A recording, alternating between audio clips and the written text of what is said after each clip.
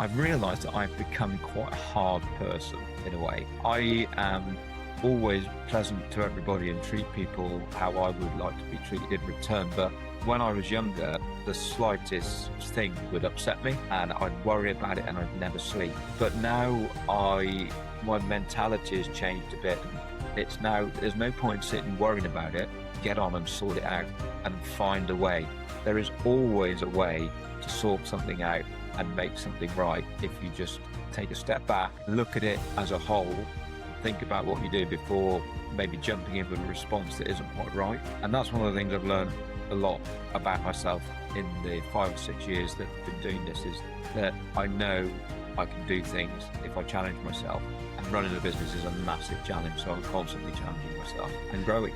Hello, this is the Stronger Business Together podcast, where business owners learn from each other. No theory, no gurus, just conversations of overcoming hurdles and understanding each other's journeys. Today, I am joined by Stuart Richards of Nomadic Washrooms, who, like any business owner, he's in that middle of building things, fixing things, and growing something that really matters to him. So, Stuart, welcome. Hi, Granger. Awesome. So, let's get going. Act 1, all about your business.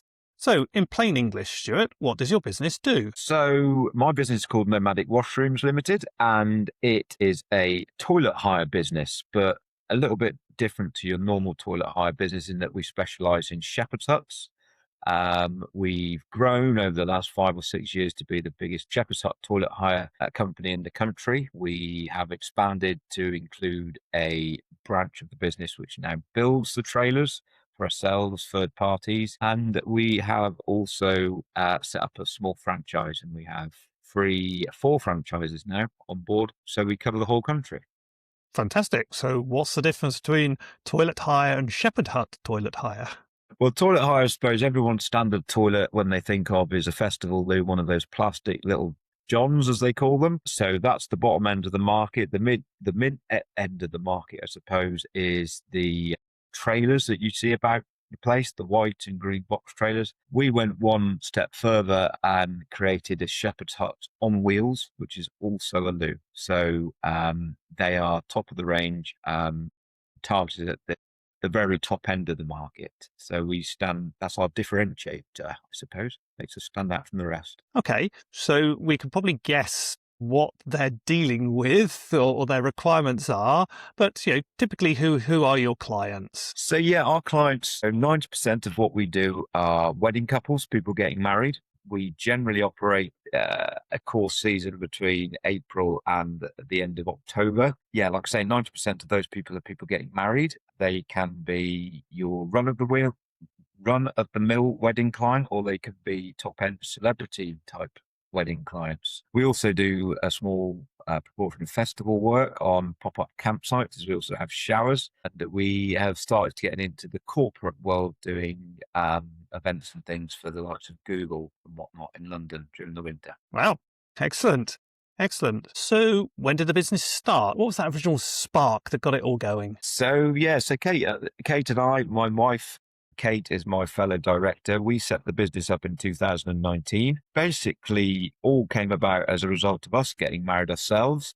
We were going to have a marquee at home, and the one thing we couldn't find that sort of ticked our rustic wedding theme was the toilets. So we ended up getting married in a venue, actually, and they had converted their stables into toilets, and it sort of got us thinking. So without a business plan or anything like that, we invested in our first loo, which we designed and had built. That was delivered early 2020, and it's grown from there. So not the greatest sort of start in terms of how to start a business without a business plan, but we managed to do it.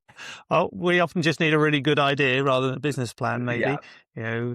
The business plan often comes when you actually want to try and borrow money rather than actually grow it. Yeah. So what does your business look like today in terms of shape and size? So we have 3 businesses, basically. We have a group company. We have 3 businesses, and the group turned over about 1.25 million last year. We have the hire element, which is our hire business. We have 2 yards. We have one in Mid Wales and one in Oxfordshire, and we run about 20 toilet trailers ourselves, with 10 employees. Those employees also support the franchise network. So there's another 20 trailers split between 4 franchisees dotted about the country, one in Somerset, one in Yorkshire, one in Essex, and one in East Sussex at the moment. And then we also have the workshop where we build Shepherd's Hut toilet trailers and Shepherd's Hut washrooms onto traditional Shepherd's Hut chassis for campsites and clients all around the country. So that's what we look like today. We've grown from a husband and wife partnership into a group of companies in about 5.5 years. Why do your customers pick you then? How do you delight them? I think there's 2 elements to it. It's the product, because there's nothing else really like it on the market, although we do have a few copycat businesses that have set up since we have. So number 1 is the product. And number 2, it's how we approach the industry. The toilet industry is one of those industries where there are a lot of people doing it who maybe haven't come from a service background. They're more hands-on, so they're not as good customer facing. But whoever comes to Nomadic Washrooms to hire a toilet or deal with us in any way will always feel like they are being treated fairly and that they're part of a big family. We treat everybody exactly the same. Doesn't matter who they are, because everybody has to go to the toilet. That's our little motto. And yeah, I think everyone who works for us has the same ethos and approach to how they speak to people, how they deal with people. So the customer feels valued from the minute they enter negotiations with us to us removing the toilet from their field and sending them a review email, which we hopefully get a 5-star. Fantastic, yes. And I know you talked about the ethos there of your business, and I've really enjoyed working with your team as well, as we've been exploring lean implementation and thinking about how we improve everything that we do within the team. So fantastic. Yeah, it is an amazing team. I mean, maybe give us a customer success story that you're really proud of. Yeah, I mean, there's so many. I mean, there's a lot of customer success stories I can't talk about because I'm under NDA because of the type of client we work with. But I mean, one of the things I'm most proud of is Glastonbury, really, because we've been going to Glastonbury for 3 or 4 years. Started off with 2 trailers. That's quickly expanded into, last year we had 13 trailers on one site, and it was for a 650 person campsite. And every single person who used the loo said it was the best camping experience they'd ever had at Glastonbury. And it was as a result of them being able to use nice toilets and nice showers, and those showers being cleaned and kept well every day and never breaking down. And I just think that that's something that I'm really proud of, because it's not just dropping the loos off and leaving them there. It's making sure they're always working. It's keeping on top of it. And it's all the things that go in behind the scenes to make the customer feel like it's seamless, which makes me proud, because they don't know what we have to do. And the back end of the toilet tray is not the most pleasant, because we have to deal with the sewage, but no one sees that. And yeah, comments like that from big jobs like that make you feel pretty proud of what you've achieved. Fantastic. And I know you're award winning too. So what are the awards you've had? Yeah, so we've been quite lucky on the award front. So for the last 3 or 4 years, we have had a platinum rating in the Loo of the Year award, which is a little sort of gimmicky award that we get. It's the top rating you can get. We've won the startup awards for Wales, the Welsh Startup Awards. We won the Powers Business Awards Startup category.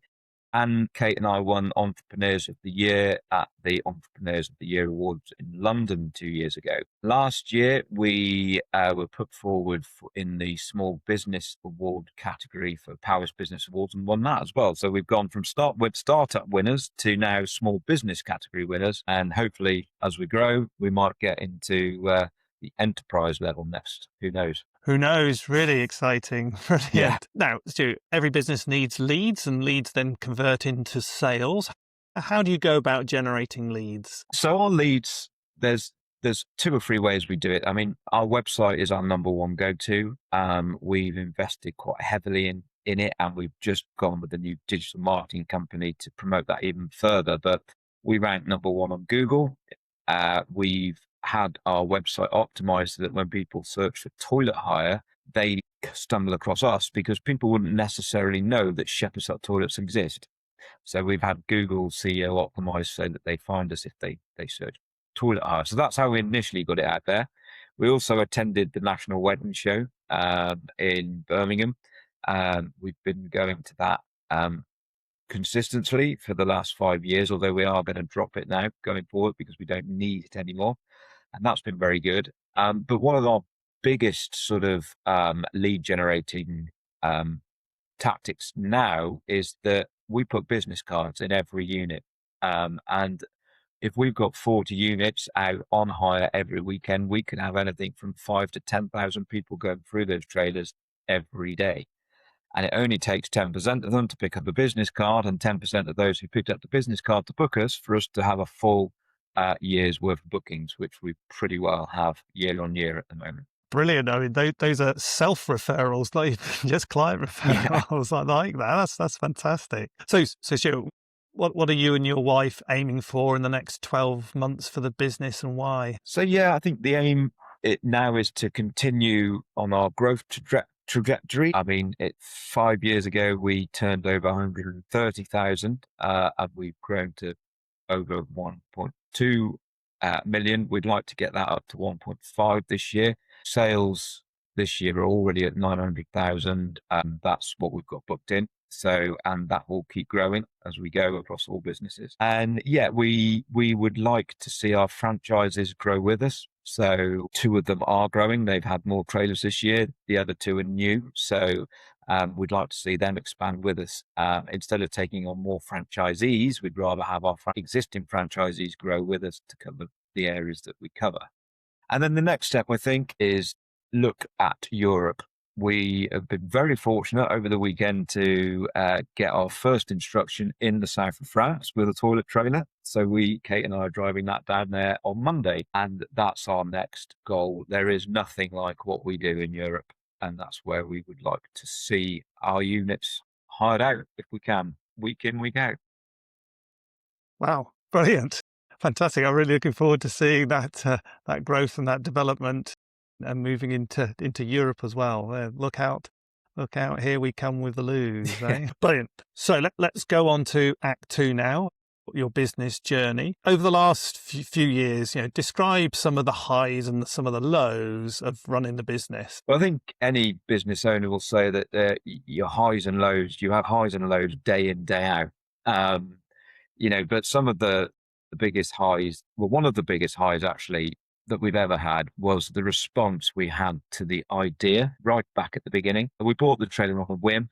We'd done no market research. We just thought it looked good at the National Wedding Show. And it was just before COVID hit, but we had probably 100 to 150 inquiries as a result of that first wedding show, of which 30 of them turned into actual bookings. Now, unfortunately, COVID got in the way and they were postponed, but they were all fulfilled. COVID for us, actually, we're probably one of the only businesses that maybe COVID was a blessing, really, because it enabled Kate and I to continue working in our previous employed roles whilst growing the business. We had none of the grants or fundings that were available. We just marketed it through COVID. We were very fortunate enough to get BBC contract, which paid for a second trailer to be built. After COVID finished, we were in a position where we knew that we had bookings for 5 trailers. So we had the revenue streams coming in to give us the confidence to buy those 5 trailers. Actually, COVID, as a result, was a great thing for us. Just seeing the business build is one of the greatest highs. Some of the lows, we had 2 years ago, we had one of our drivers managed to roll a toilet trailer on the road, which was obviously the most stressful thing I've ever had to deal with. Thankfully, everyone was all right. There was nobody else involved. And we managed to get the trailer, salvage it and repair it within 2 weeks because it was out of a job at that point. That was a low that turned into a high, I suppose. And then I suppose, the lows is with being a seasonal business, it's watching the cash in the bank skyrocket and then plummet and then thinking, how are we going to get through this winter? So you get really low and down and depressed about it. And then all of a sudden you get a big contract in and the deposit comes in and sees you through. it's all these bits and pieces that all the other business owners listen to this will be aware of. But generally, in conclusion, setting up this business and becoming my own boss is the best thing I've ever done. Fantastic. Well, thank you for sharing that. Definitely, running a business, it can get hard. It can be really hard work. What have you discovered about yourself when times have got hard? It's interesting actually. I have become, or I've realised that I've become quite a hard person in a way. I am always pleasant to everybody and treat people how I would like to be treated in return. But when I was younger, the slightest thing would upset me and I'd worry about it and I'd never sleep. But now my mentality has changed a bit, and it's now, there's no point sitting worrying about it. Get on and sort it out and find a way. There is always a way to sort something out and make something right if you just take a step back, look at it as a whole, and think about what you do before maybe jumping in with a response that isn't quite right. And that's one of the things I've learned a lot about myself in the 5 or 6 years that I've been doing this, is that I know I can do things if I challenge myself. And running a business is a massive challenge. So I'm constantly challenging myself and growing. Oh, Stuart, thank you so much. That's an amazing share. Yeah, I totally agree with that as a small business owner myself. Anything can be resolved. Sometimes it takes a bit of time. Sometimes it takes a bit of in-depth knowledge and thinking. Sometimes it's just talking. Other business owners can help do that. So yeah, brilliant. At the Stronger Business Together, we believe in simplification. So give us an example of maybe something that you've simplified within the business to bring energy back into it. Yeah, I mean, one of the things that we've recently introduced or been working on with Granger is the concept of lean and 2-second lean. And the whole concept of lean thinking is to simplify things and make it easier. And we've been, as a whole team across all the 3 businesses, looking at ways to do that. I mean, one of the things that we've introduced is, so part of lean is that you try and have a morning meeting every morning. And everyone meets and they talk about their the blockers, things that are going to cause issues in the day and the plans for the day. And we talk about key wins and improvements. But that's really difficult for us because we are on the road constantly. We have 3 or 4 different teams working in different areas. So what we've done is set up a group chat. And every team meets for 10 minutes in the morning, then they summarize it in the group chat so that everyone can hear what's going on. And for me, that's been fantastic. It's simplified things because I'm not having to have 5 different phone calls every morning. I just listen to 5 minutes of WhatsApp. I pick up what needs to be dealt with and I deal with it. And it's made my life so much simpler. And that's only happened in the last month probably. We've started doing that. So yeah, and then obviously the lean improvements that you can make and you encourage your staff to make. There's a great example of one that's on the yard right now and being actioned is when our toilet traders come in. If we have 20 in the yard, no one knows if they're clean or dirty because you can't see inside them. So Candice, one of my employees, who came up with the idea of putting a big red magnet on it. And if there's a red magnet on it, it means it needs cleaning and it shouldn't be taken out. There's a green magnet on it, it means you can take it. Just so much easier. That's going to save half an hour per delivery easily. Yeah, brilliant. I love the video that she made of explaining when she came up with the idea of what they've done on that. And Stuart, your little summary messages that go out on your WhatsApp group after your morning meetings, I think is just genius. You know, you and I were debating how to do this. You came up with the idea and I said, just give it a go and find out. It's absolutely brilliant. It really, really does work at such a high level and such a capable activity. Yeah, that's absolutely brilliant. So implementing lean has helped you make some significant changes and growth. What have you learned about people over the last few years? You know, we believe in growing people and developing them. What have you discovered? Yeah, so we've been on a journey with people. When we first started, Kate and I didn't have the money to employ good people. So we just employed people. And we've found that actually it caused more hassle than it was worth.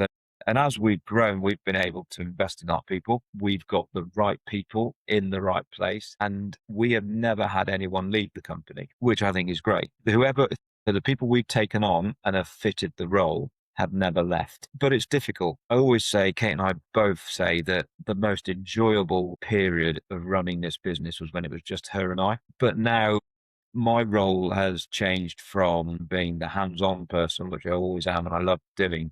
I mean, I'd probably say 60% of my time is spent managing those people and making sure that they can be as efficient as possible by having the information and the resources they need to do what they need to do. We have put in place quite a good structure. I think people know their roles, and what I love about where we're at now is that previously, up until probably a year ago, I knew every single job that was happening, and I knew who was delivering it, and I knew where the trailer was going. Now, I haven't got a clue. Now, that might sound really bad, but from my point of view, that's brilliant, because I know that my staff have got it covered and it's happening, and I haven't got to worry about it. So yeah, people can be, it can be the bane of your life, but if you get the right people, which I think we've got now, then they make your life easier. And everybody in our team is on the same wavelength. They all want the business to succeed because they see if it succeeds, they can succeed, which I think is a great sort of team spirit to have. Brilliant. Yeah, no, that's really good. I've seen your journey over the last 18 months with your people and how you've developed them. But what I think is so true, as you said, when you find the right people, they don't leave. The turnover is very low, and because it's not just about finding the right people, it's also the culture that you've created and built in your organization. So well done, you. Products change over time in any business. What's changed in your product range, and how have you developed it over the years? So yeah, I mean, I suppose we could be seen to be a bit of a one-trick pony with just having shepherd's huts. So what we've done is we've changed it and we've developed it over the years. So to start off, we had shepherd's hut toilets, and we were just doing toilets. Then we saw a bit of a gap in the market for showers and toilets combined, because a lot of people getting married have a glamping weekend, so they need showers. So the showers have been really popular. Then we saw a gap in the market for the festival showers, which need to be bigger and more fruit. So we built some of those, and those have always been out on hire. And as we've grown, we've expanded the hire fleet that way. But a couple of years back, Kate and I sort of sat down and said, all of our eggs are in one basket here. It is just Shepherd's Hut loo hire. And is Shepherd's Hut loo hire going to be, is it a fad? Is it going to disappear? No, I don't think it is. I think it's here to stay. But we did want to diversify our income streams. We've done a couple of things. We've recently introduced our new modular toilet concept, which is not a new concept in terms of modular vacuum loos, but the way we've done it is completely new. We've gone sort of country bathroom, high-end toilets. There's nobody else doing it in the marketplace.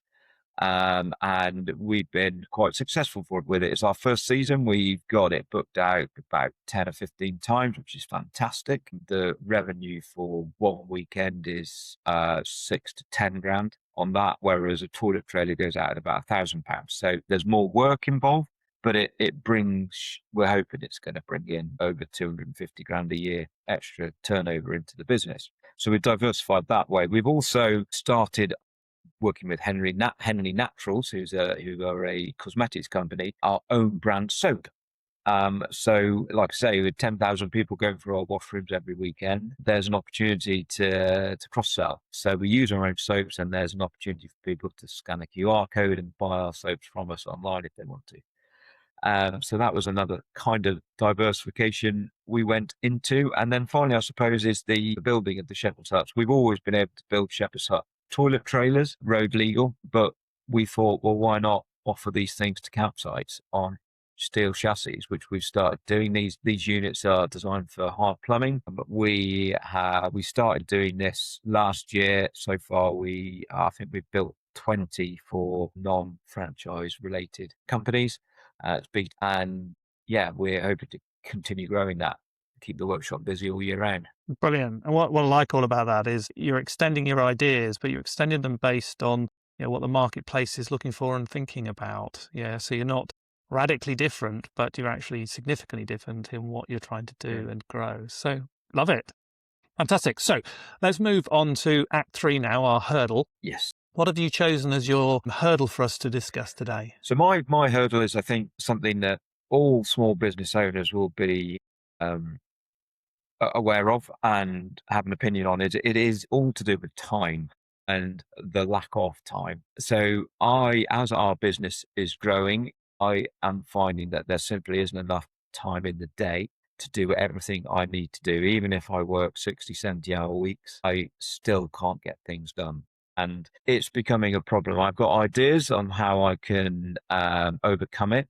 We've put in place some of those ideas and they are working, but that's my hurdle. It's my biggest challenge at the moment. Okay, so we were defining it before we came on the call. This as the business is growing, your workload seems to be growing Yeah. rather than decreasing and mixing between lots of different people. All right, so let's just dream forwards. If you could fix this in the next 6 months, what would a future role for Stuart be in the business? So I think my role would be more overseeing as a true managing director. So, making the big decisions on things as they arise, but also I would like to get back to a little bit of the stuff I love, which is going on site, meeting the clients. Because, like I said at the beginning, our business is built on Kate and I think, and it's what I love.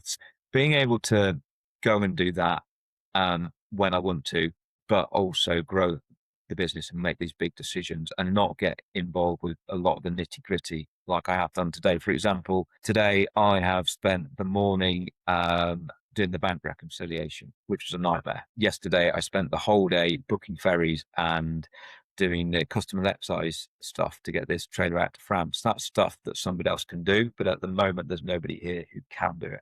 Yeah, but that specific one is something new for the business, though, isn't it? You're still learning and It is. understanding. Yeah. There may be people out there separately that could help you, but that's the expansion activity. You've got to learn it. Yeah. You've got to find out how to do that. But the day-to-day activity is the thing that we need to focus on changing.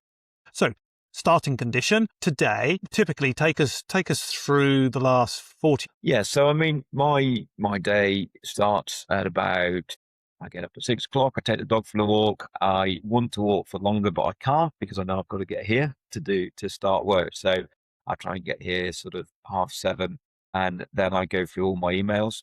And my emails consist of quoting for new Shepherd's Hut builds, do all of the ordering for the building materials. I'm in charge of all of that. I do all of the drawings for the Shepherd's Huts. I spend a lot of time doing bank reconciliation with Lauren, it's not Lauren's job, but she does it. She's our office manager. And then I spend a lot of time on the telephone dealing with not staff issues, but issues that staff have. Head gasket went on a truck the other day, so I've got to sort getting that truck back to Welshpool to get into our garage to get it fixed. So that's what my day looks like. I then spend quite a lot of time on the phone with suppliers for the big jobs, which again is something I enjoy doing, but something I don't necessarily need to do. The jobs that I really need to be doing seem to get put off. For example, end of year accounts, they need to be done, and there's a bit of work to do it, and I haven't been able to do it because I've been firefighting on this other stuff. So yeah, that's what my days look like at the moment, sat in here quite a lot of the time, unfortunately. Yes. Okay. Brilliant. So that's a good sort of understanding of where we are now. End of year accounts, that's your responsibility. Absolutely. So let's just take through some of those elements for it. Let's first of all talk about headcount. So what was your total headcount at the moment? In terms of employees, we have 10, including me and Kate. All right. So you're at that natural transition of bringing in now a second leader within the business to run either operations or sales or type activity that you want to take. Now, I know Kate runs sales and marketing already as sort of the leader of the business. So you need some sort of then middle manager, sort of general manager type activity taking place, because the day-to-day activity that you need to be able to hand over to those people are those general things like dealing with the head gasket issue, dealing with ordering materials, etc. So where are you with sort of trying to find somebody that could do that? So our initial idea was to get that exact person that you've just chatted through. So what we are now thinking, though, is that we have identified several people within the business already that we think might be able to step up. So we're a little bit different in that we have these three separate businesses. They're related, but they can be unrelated when it comes to people. Our idea is to ask one of our workshop assistants, actually, who we took on as a temporary employee, who is going to come on full time and is fantastic, to basically take on the ordering of materials and the quoting and manage the workshop essentially. So I think we've got that side covered, which is great. From a sales side of things, in terms of the hires, Kate and Lauren are completely on that. I'm happy with that. It's the operations side of it, which we probably need to look at doing something on, and the account side. So we are interviewing tomorrow for a new part-time bookkeeper / accounts assistant, who is going to, the idea is that she takes, or he takes, all of that burden of financial reporting off myself and Lauren. Lauren, who is our office manager, basically probably spends 2 days a week, even on top of this, chasing receipts, etc., where she should be selling. That's all she's been doing, selling and getting bookings in. So we want to free up her time and free up my time. That then gives me more time to do the bits that I need to be doing, but it still leaves that little void in that people are still going to come to me for the head gasket problems, for the we haven't got enough toilet roll problems. So it's either I teach them that actually I'm not your first port of call, the office is your first port of call, or we put somebody else in between me and them. There is another alternative. Now, I agree with people. There are times when we need the right people. So your finance activity, definitely, you need that skill set to bring somebody in that can grow with the business, can really help simplify and sort that all out. But what I'm thinking here as well is this idea is that the process should actually deliver the solution rather than the people. What I mean by that, so for instance, you talked about toilet rolls. So if somebody is responsible for ordering toilet rolls, how do they order? Where do they order from? Because it's in your head at the moment. So you could move that to somebody else's head, but it's still, why are you running out of toilet rolls? That's got to be a staple thing for a toilet hire company. What's going wrong is the method and the process that you've put in place to help ensure that you never run out of toilet rolls. Within the lean world, we call that a Kanban replacement system.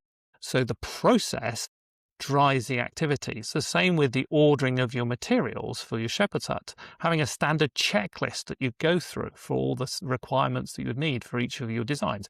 The sizes might change and the quantities might change, but you've already pre-prescribed everything that you need. So often in businesses, what we sometimes fail to really understand is actually, if we could fix the process, we probably only need to fix the process once, and it can run on itself and be able to make happen. Now, once being, there may be a few iterations to get it right, absolutely. But once it's fixed, it'll just run itself, and you won't have those then disturbance situations that are coming through. So what does that strike with you? Yeah, definitely. I think you're 100% correct there. Like the Kanban system from Lean is something that we're looking to try and introduce. Everything you said has been swimming through my brain. The Shepherd's Hut material ordering system, i.e. here's a list. Someone just orders what it says on the list. Yeah, all of those things. I do think the systems need improving because it is all in my head or Kate's head.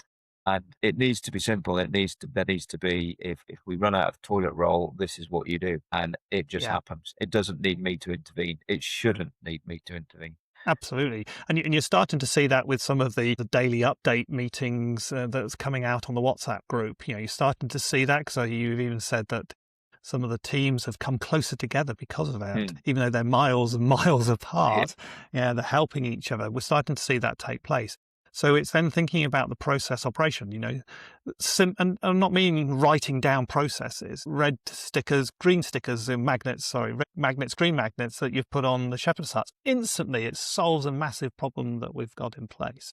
So it's finding those simple ways of doing. When we think about standardized work and writing things down, no, start with checklists. checklists are the best things because it gets that knowledge out of your head, gets that knowledge out of Kate's head, gets it down on a piece of paper and just says to someone, look, next time you do this job, just go through this checklist. Make sure you've done everything that's on here. Tick it off if you need to, but just go through this checklist. That can help you do it. Next time you're ordering materials for shepherd huts, here's a standard build. All you need to do is write the quantity against each one and hand it over to Lauren, and Lauren orders the materials. I mean, not sure how the process works, but it's that type of activity that we need to do.